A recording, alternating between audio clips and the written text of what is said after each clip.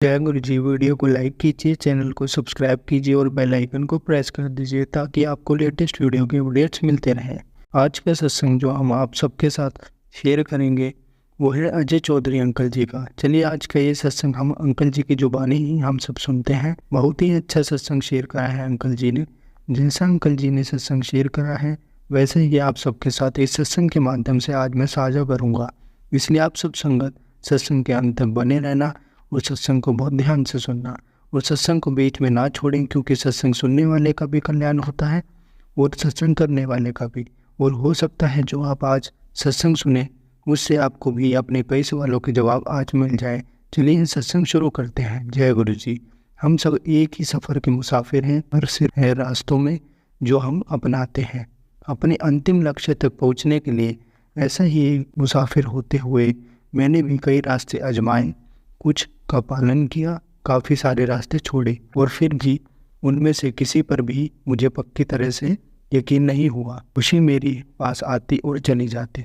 सफलता एक ऐसी चीज़ थी जिसकी मुझे आशा थी, प्यार वो चीज़ थी जिसके लिए मुझे लोभ था, और मेरी स्वास्थ्य वो मेरी ज़िंदगी का एक मुख्य मसला था। मेरे स्वास्थ्य की वजह से मुझे बहुत कष्ट उठाना पड़ रहा था और मैं पूरी तरह से उम्मीद खो चुका था। श्रेष्ठ कहीं तो मेरे लिए ज़िंदगी का मतलब जीना नहीं रहा था। एक बदनसीब पीड़ित व्यक्ति की तरह जिसके साथ कोई बड़ी दुर्घटना घटी हो, मैं अपनी किस्मत के साथ समझौता करने की कोशिश कर रहा था। मैं एक असाधारण रोग मस्कुलर डिस्ट्रोफी का मरीज हूँ जो लाइलाज है। मैं अपनी बीमारी से भागने के लिए उसके बारे में भूलने की कोशिश करता हूँ ताकि मैं अपनी ज़िंदगी जी सकूँ, अपने काम और फ़र्ज़ पूरे कर पाऊँ, अपने रिश्ते निभा सकूं और वो सब चीज़ें कर सकूं जो मेरे लिए महत्व रखती हैं। फिर भी असल बात तो यह है कि यह रोग एक ऐसी हकीकत है जिससे जुटलाया नहीं जा सकता। या तो मैं कुछ कर नहीं पाता हूं या फिर जो हम काम दूसरे कर पाते हैं और मैं नहीं, उनको लेकर मैं उदास और दुखी हो जाता हूं। ऐसा लगता है जैसे मैं अपनी बीमारी से जीत नहीं पा रहा हूं। मेरी पत्नी और दोनों बेटियों ने हमेशा मुझे संभाला है, मुझे प्यार दिया है और मेरा ख्याल रखा है, पर मुझे हमेशा उनकी चिंता रहती है। मुझसे ज़्यादा वे जिम्मेदार रहे हैं और उन्होंने कभी भी मुझे विकलांग महसूस नहीं होने दिया है। फिर भी मेरी अंतरात्मा संतुष्ट नहीं है। बिना किसी वजह के मुझे शिकायतें रहती हैं। मुझे ऐसा लगता था जैसे मेरी ज़िंदगी में मज़ा और सुख नहीं था। हालांकि मेरे पास मेरा परिवार और मित्र थे, पर व्यक्तिगत तौर पर मुझे लगता था जैसे मैं एक मुसाफिर था जो एक ऐसी स्थिर राह की तलाश में था जो मुझे मेरी मंजिल तक ले जाए, जो मुझे याद दिलाए कि मैं कौन था और क्या करना चाहता था, जिससे मुझे खुशी मिले। यकीनन मुझे अपनी मार्गदर्शक रोशनी की तलाश थी। फिर एक दोपहर मुझे डॉक्टर जेथरा का फ़ोन आया और उन्होंने मुझे गुरुजी से एक बार मिलने के लिए कहा। उस एक मुलाकात से असंख्य मुलाकातों का सिलसिला शुरू हो गया और अचानक से मेरी ज़िंदगी बदल गई। जब मैं अपने प्रकाश स्तंभ से मिला गुरुजी, मुझे ऐसा लग रहा था कि मानो किसी ने मुझ पर जादू कर दिया हो। मैं एक ऐसे छोटे बच्चे की तरह महसूस कर रहा था जिसे उसका जिन मिल गया हो। मैं गुरुजी से सितंबर 2006 में मिला और उस दिन से मेरी ज़िंदगी बेहतर हो गई। इस सच्चाई को अपनाने में कि वाकई में एक गुरु हो सकते हैं जो मेरी ज़िंदगी को सुखद और सरल बना सकते थे, मुझे काफ़ी समय लगा। मुझे वो क्षण याद है जब गुरुजी ने मेरी ओर देखा था और वो जान गए कि मैं बीमार हूँ। वे मुझसे कुछ नहीं जानना चाहते थे, क्योंकि जितना मैं खुद के बारे में जानता था वे पहले से ही उससे ज़्यादा मेरे बारे में जानते थे। वो तांबे का लोटा जो उन्होंने मुझे अभिमंत्रित करके दिया मेरे लिए सबसे अच्छा तोहफा है जो मुझे कभी मिल सकता था। गुरुजी ने मुझे उम्मीद दी, एक नई ज़िंदगी जीने की वजह दी और मुझे चिंता मुक्त कर दिया। मेरी ज़िंदगी का तूफान थम गया।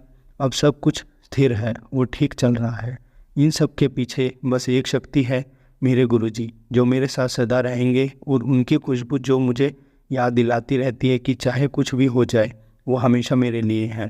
जय गुरु जी। चलिए आज से हम शिव पुराण पढ़ना शुरू करते हैं।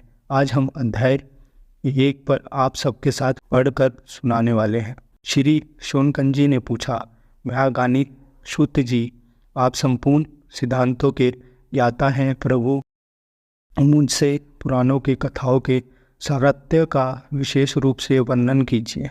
ज्ञान और वैराग्य सहित भक्ति से प्राप्त होने वाले विवेक की वृद्धि कैसे होती है तथा साधु पुरुष किस प्रकार अपने काम, क्रोध आदि मानसिक विकारों का निवारण करते हैं। इस घोर कलिकाल में जीव प्राय आसुर स्वभाव के हो गए हैं। उस जीव समुदाय को शुद्ध बनाने के लिए सर्वश्रेष्ठ उपाय क्या है? आप इस समय मुझे ऐसा कोई शास्त्र साधन बताएं जो कल्याणकारी वस्तुओं में सबसे उत्कृष्ट एवं परम मंगलकारी हो तथा प्रवृत्त करने वाले उपायों में भी सबसे उत्तम प्रवृत्तकारी उपाय हो। अतः वह साधन ऐसा हो जिसके अनुष्ठान से शीघ्र ही अंत कारण की विशिष्ट शुद्धि हो जाए तथा उसमें निर्मल चित्र वाले पुरुषों को सदा के लिए शिव की प्राप्ति हो जाए। श्री सूत जी ने कहा, मनुष्य श्रेष्ठ शौनक, तुम धन्य हो क्योंकि तुम्हारे हृदय में पुराण कथा सुनने का विशेष प्रेम एवं लालसा है। इसलिए मैं शुद्ध बुद्धि से विचार कर तुमसे परम उत्तम शास्त्र का वर्णन करता हूँ।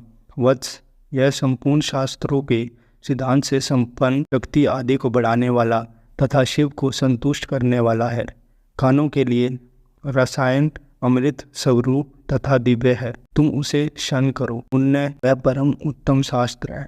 शिव पुराण जिसका पूर्व काल में भगवान शिव ने ही प्रवचन किया था, यह काल रूपी संपन्न से प्राप्त होने वाले महान त्रास का विनाश करने वाला उत्तम साधन है।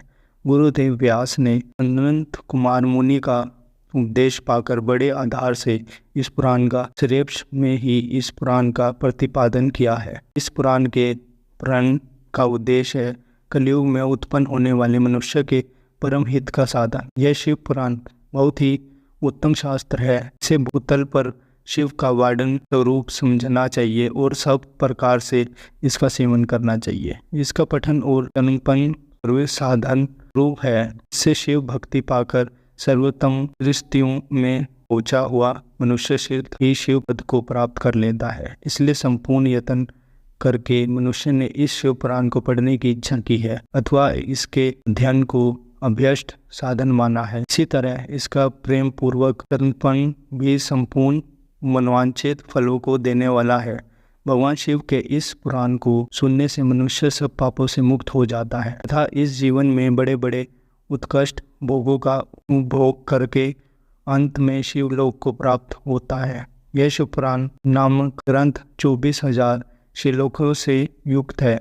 इसकी 7 संहिताएं हैं। मनुष्य को चाहिए कि वो भक्ति, ज्ञान और वैराग्य से संपन्न हो, बड़े आदर से इसका श्रवण करें। 7 संहिताओं से युक्त यह दिव्य शिव पुराण ब्रह्मा परमात्मा के समान विराजमान है और सबसे उत्कृष्ट गति प्रदान करने वाला है। जो निरंतर अनुसंधान पूर्वक शिव पुराण को बोलता है या नित्य प्रेम पूर्वक इसका पाठ मात्र करता है, वह पुण्य आत्मा है। इसमें क्षण नहीं है। जो उत्तम बुद्धि वाला पुरुष अंतकाल में क्रोधपूर्वक इस पुराण को सुनता है, उस पर अत्यंत प्रसन्न हुए भगवान महेश्वर उसे अपना पद प्रदान करते हैं। जो प्रतिदिन अधारण पूर्वक इस शिव पुराण की पूजा करता है, वह इस संसार में संपूर्ण भोगों को भोग कर अंत में भगवान शिव के पद को प्राप्त कर लेता है। जो प्रतिदिन अल्लाह रहित हो रेशमी वस्त्र आदि की वेशन से इस शिव पुराण का सत्कार करता है, वह सदा सुखी रहता है।